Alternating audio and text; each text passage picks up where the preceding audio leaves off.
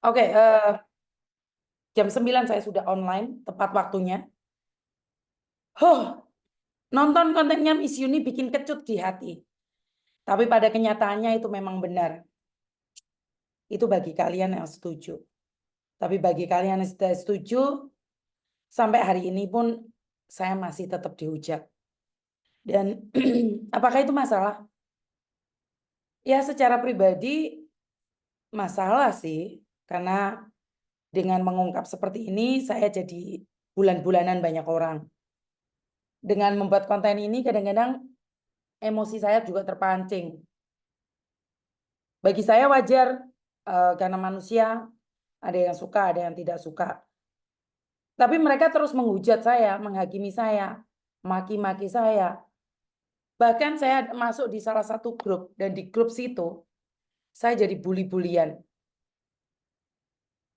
Saya bukan tidak berani marah, bukan berarti saya tidak berani merespon, bukan berarti saya tidak ingin membalas mereka.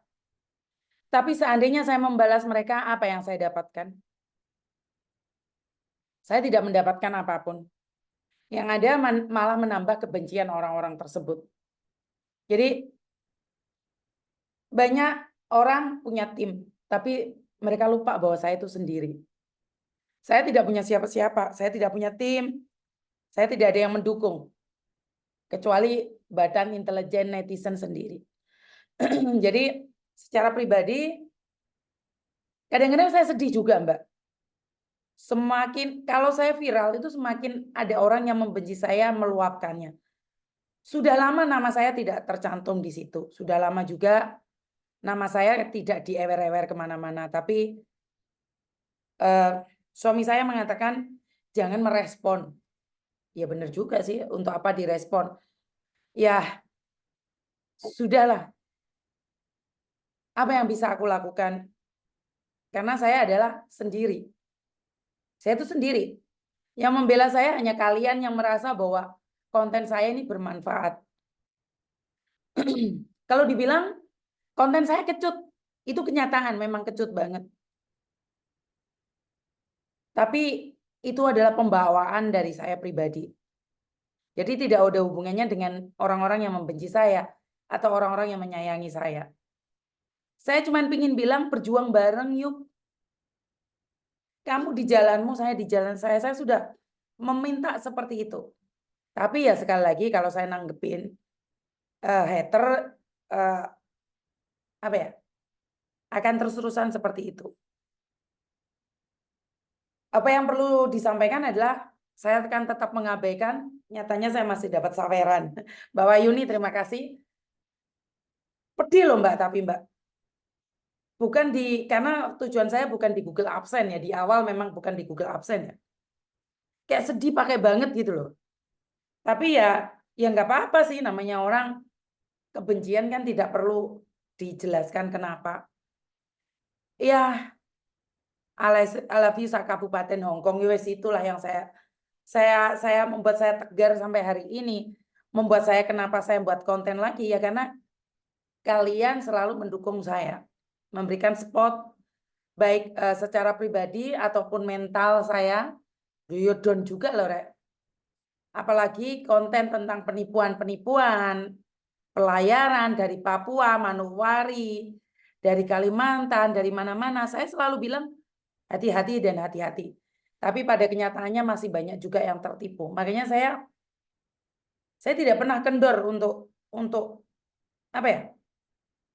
Melakukan hal-hal yang menurut saya baik. Saya tidak akan pernah berhenti sampai di sini. Karena yang mencintai saya lebih banyak, kenapa saya harus memutuskan untuk melukai diri saya sendiri dengan sesuatu yang tidak benar. Tapi saya selalu ingin katakan bahwa para pengkritik itu benar sih, menurut pendapat saya. Dan apakah cara saya juga salah? Sebenarnya dari sudut pandang masing-masing. Sama kayak angka 6 dan angka 9. Dari pandangan saya itu adalah angka 6. Dari pandangan kalian adalah angka 9. Tapi apakah saya salah? Tidak. Coba putar posisi, kalian ada di posisi saya. Kalian akan melihat itu adalah angka 6. Jadi menurut pendapat Saya selalu bilang, yuk bersatu atas nama PMI. Saya cuma support bagian mental aja sih. Terus masalah pemerintahan, sekali lagi masalah pemerintahan. Itu mutlak di luar ranah saya. Di luar ranah saya. Kamu sekarang ngelai-ngelai Pak Beni, coba deh Pak Beni gandeng kamu. Kamu pasti terima kasih juga sama Pak Beni kok. Nggak perlu segitunya benci. Ini menurut pendapat saya ya. Ya karena kamu tidak sedekat itu sama Pak Beni. Makanya kamu sangat kecewa berat sama Pak Beni. Itu yang pertama. Dan yang kedua, tentang Pak Zulkifli Hasan. Beliau mau mendengarkan suara kita lewat perantara Mas Uya. Saya sudah menyampaikannya. Dan Mas Uya sudah menjelaskan bahwa keputusan itu bukan hanya dari Menteri Perdagangan saja. Maka akan diadakan rapat. Seperti yang saya katakan, saya sampaikan juga sama Mas Uya, kalau rapat boleh nggak nyangking pekerja migran juga?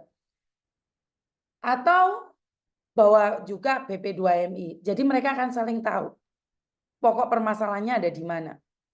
Tapi kan ini cuma usulan. Saya rakyat biasa. Dan kebetulan saya dekat sama Mas Uya. Ini saya ulangi yang kedua kalinya ya. Jadi kenapa kalian merasa saya manfaatkan? Emangnya ada saya, nggak ada saya? Peraturan itu bisa berubah? Enggak kan? Bener nggak sih? Jadi kadang-kadang saya merasa lah, ini kan belum giliran kamu mendapatkan dukungan atau belum waktunya kamu deket sama orang-orang itu. Saya yakin kok, jika Mas Uya deket sama kamu, nggak mungkin kamu nggak foto. Ya karena kebencianmu lebih besar daripada keinginanmu, ya mungkin sekarang kamu menolak. Tapi coba deh, ada orang pejabat deket sama kamu. Pasti kok kamu suka banget foto sama mereka. Bener nggak sih? Jadi udahlah. Kamu foto sama orang-orang tertentu aja kamu up, kamu bangga sekali. Jangan munafik deh kayaknya. Bener gak sih?